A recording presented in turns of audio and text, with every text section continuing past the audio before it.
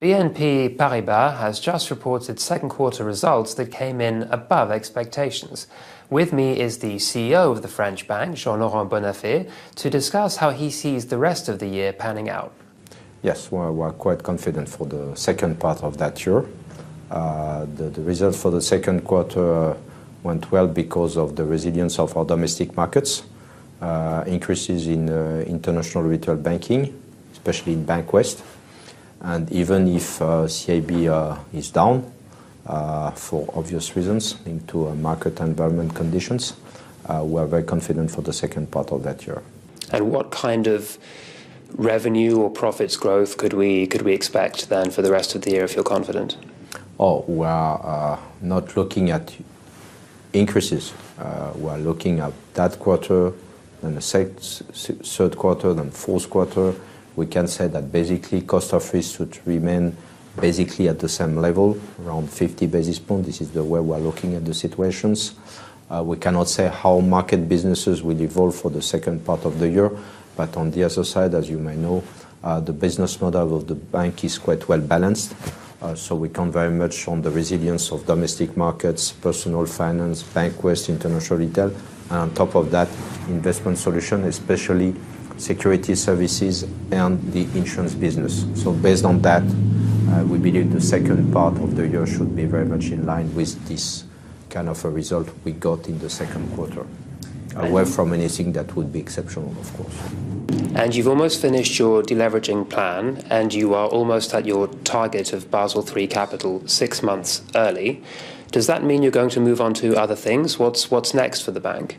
Well, virtually, yes, we have achieved the leverage plan. We have implemented the leverage plan, and we are virtually at the level of those 9% we forecasted for the end of that year. This quite positive positioning will allow the group to concentrate on more midterm, I would say, issues.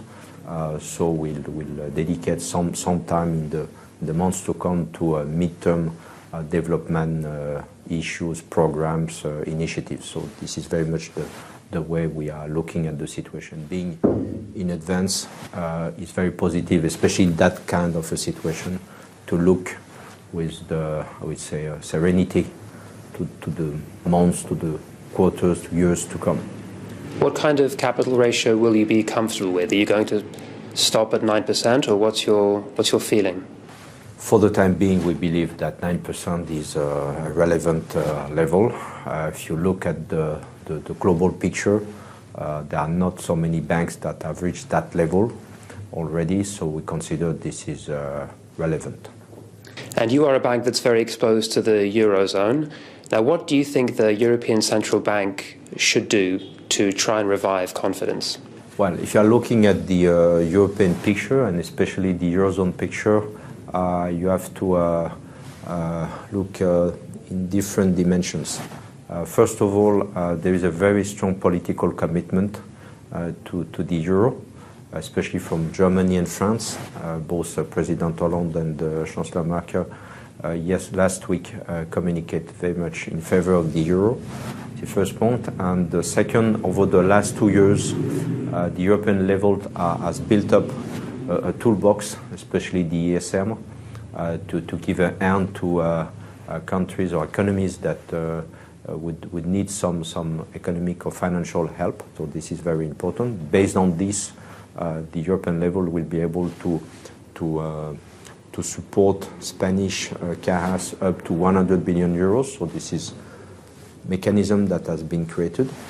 And third, the ECB, the central bank, is ready to move. Last week again, Mario Draghi sent a very strong message. If you are looking at the new plan by Spanish authorities, this is a new program. This is a new way to handle the situation. The International Monetary Fund, I would say, explained that this approach is current, relevant, so this is positive. And if you are looking at Italy, for example, Since 1 year, Mario Monti is doing really a great job implementing reforms. But what do you want to see from the ECB particularly? Should it be a third LTRO or something else? We'll see what Mario Draghi will have decided or what he's planning to do. But the commitment in there, and the ECB is ready to intervene. On the LIBOR scandal, which has caused a lot of anger and shock from investors and consumers as well, what can you say to investors about BNP's role or otherwise in LIBOR and Euribor? We're absolutely not involved in that situation, so this is first point. Second, in the end, regulators will have to change the way those interbank rates are computed, first, and second, the way controls are being implemented. There are two dimensions: mechanism to compute those interbank rates, and second, level of controls. And third, well, this is a very bad point for the city in London. And have you launched or completed any internal inquiry, any probe to really make sure that BNP has no link to this? We are running, as usual, regulatory and regular controls, so there is nothing new.